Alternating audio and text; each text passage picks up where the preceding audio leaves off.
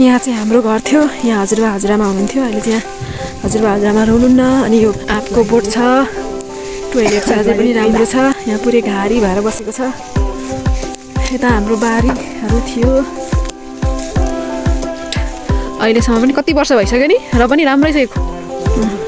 Toilet, बाख्राको खोर अझै पनि राम्रो छ। ठ्याक्कै यहाँ थियो, यहाँ गोठ थियो, यहाँ घर थियो। अहिले मान्छेको बसोबास नभएपछि सबै घाँसै घाँस पलाएर जोर भएको छ। आँपको बोटहरू, यो नास्पातीको बोट, यो सिङ्कौलीको बोट, सहर बजारतिर चाहिँ तेजपत्ता भनेर भन्छ। अनि यो कटहरको बोट, सिजनमा यत्रो ठुल्ठुलो फल्छ मजाले। यहाँ पनि पुरानो पँधेरो, हामी पानी भर्न यहाँ आएको थियौँ। अहिले त है यहाँ छ पँधेरो, त यहाँ छ। यहाँबाट पानी भरेर लान्थ्यो, पुरै पानी उम्रिएको छ यहाँ। सहर बजारमा खोजी खोजी रोप्ने फुल चाहिँ हाम्रो यहाँ फुलिरहेको छ है, बाटोमै, जङ्गलको बाटोमा। यहाँ पनि फुलिरहेको छ कति राम्रो फुल। अब यस्तो बाटो फेरि फुपूको घरमा टिका लाएर हामी अब माउला जाँदैछौँ। यस्तरी उकालो बाटो यसरी जाँदैछौँ। यो चाहिँ गोरुहरूले पाल पारेको अरे कलिनी। फेरि दाना फलेको झप्प है। यो चाहिँ रानी सिङ्गा हो क्या, हामी कान छेर्दाखेरि यसको सिङ्गा हाल्थ्यौँ। यो चाहिँ सबै भोर्लाको टाटाहरू यत्रो यत्रो फल्छ। यो भित्रको दाना चाहिँ हामी खान्थ्यौँ। यो यत्रो दाना फल्छ, गोलो गोलो पैसा जस्तो हुन्छ, पोलेर खान मिठो हुन्छ यसको दाना। अनि यो भोर्लाको पत्ता दुना टपरीको लागि युज, घुमको लागि युज, दाम्लोहरू बनाउनको लागि, सबै थोकको लागि युज हुन्छ। गाउँघरमा खोजी खोजी रोप्ने फुलहरू यहाँ फुलिरहेछ। How cute. यो चाहिँ कुमकुम धुपको बोट हो, पूजा गर्दाखेरि युज गर्छ। यही कुमकुम धुप पनि छ, यही हो मेन पूजा गर्ने, मिठो सेन्ट आउँछ। यसको बोट हो। ढुङ्गामा सबै फुलहरू फुलेर बसेको छ। यता यता चाहिँ च्याउ पनि उम्रेको रहेछ, खाँदैन हामी, जस्ट हेरेर देखाएको मात्र। कति राम्रो फुल फुलेको छ। पाहाडको बाटो गाह्रो छ पर्व, तल भिर छ। हामी यस्तै यस्तै बाटो आएको हो, पुरै तल तल भिर छ। यसरी उकालो चढ्दैछौँ, पुरै ठाडो बाटो छ, पुरै भिर छ तल। हामी बाटोबाट यसरी आएको, तर ठुलो भिर छ। रङ्गमल डाँडा, रङ्गमल यतातिर, रङ्गमल उतातिर रानीचुरी यता स्कुल, रानीचुरीको स्कुल। गाउँघर यस्तै छ है गाइस, गाउँघर बस्ती। यो कसो घर चिन्नुभयो? कसैलाई फुल चाहिन्छ है?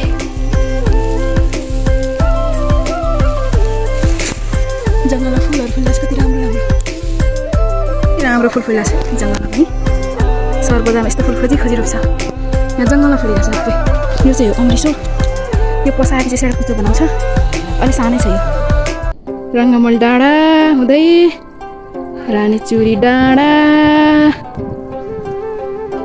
उसो हो, लास्टै काँडा हुन्छ यो, पुरै काँडा हुन्छ।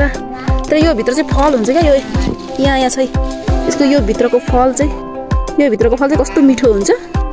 पुरै कट्टु सोइनहरू चाहिँ यो काँडाबाट, यस्तो काँडाबाट निकालेर मान्छेले खान्छ। यो भित्र यस्तो काँडा छ कि यो भित्र कति मिठो फल हुन्छ, एकदम हेल्दी होइन, इनर्जी दिने हुन्छ। यस्तो यस्तो फल हुन्छ, कस्तो मिठो हुन्छ यो सबै चराले खाएको। यो एभ्रिवान, हाम्रो यो झरना, जङ्गलको झरना, त्यही कोल्साको पानी उम्रेर झरना बनाएको छ। लाइक झरना हो हाम्रो मिनी झरना। यस, मिनी झरनामा को नआउने आउनु, हाम्रो जङ्गलको मिनी झरना हो यो। माथिबाट आएको छ पानी, मिनी झरना। झरनाको पानी हुँदै गाइस हाम्रो झरना, यो हाम्रो झरना, पहाडको झरना हो यो चाहिँ। अहोइ झरना तल पुगेको झरना। हाम्रो गाउँघर यस्तो छ है, हाम्रो गाउँघर। यता ल है हाम्रो झरनाको चिसो पानी, लै झरनाको पानी, झरनाको चिसो पानी छ है। हाम्रो यो बुढो खोल्साको पानी हो।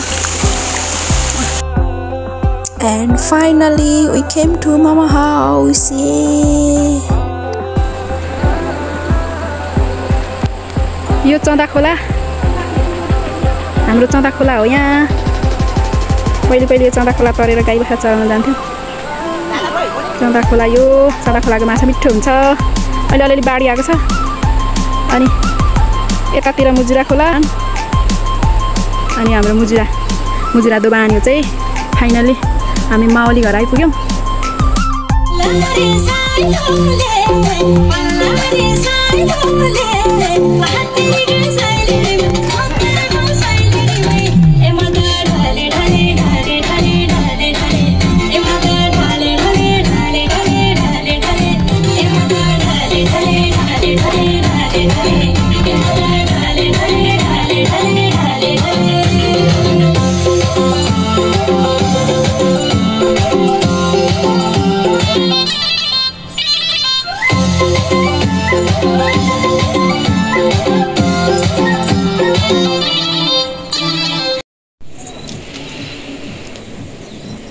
ल उहाँ हुनुहुन्छ मेरो हजुरआमा मम्मी आफ्नो जेठी छोरीलाई टिका लगाइदिँदै हुनुहुन्छ आज टिकाको भोलिपल्ट आफ्नो आमाको हातको टिका लाउन सायद जुरे हाम्रो मम्मीलाई पनि आफ्नो जेठी छोरीलाई टिका दिँदै हुनुहुन्छ ल आशिक दिनु जान्दैन बाउले आशिक दिन्थ्यो आशिकै छ नानीहरूलाई राम्रो होस्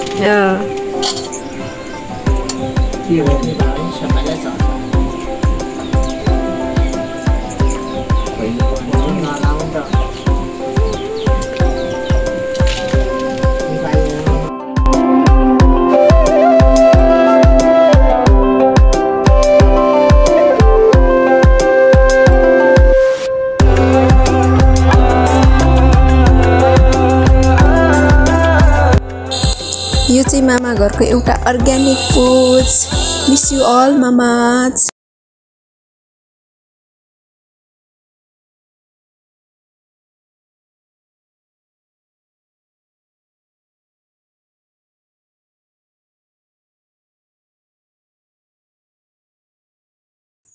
माउलाको अर्ग्यानिक फुड्स है यो चाहिँ एउटा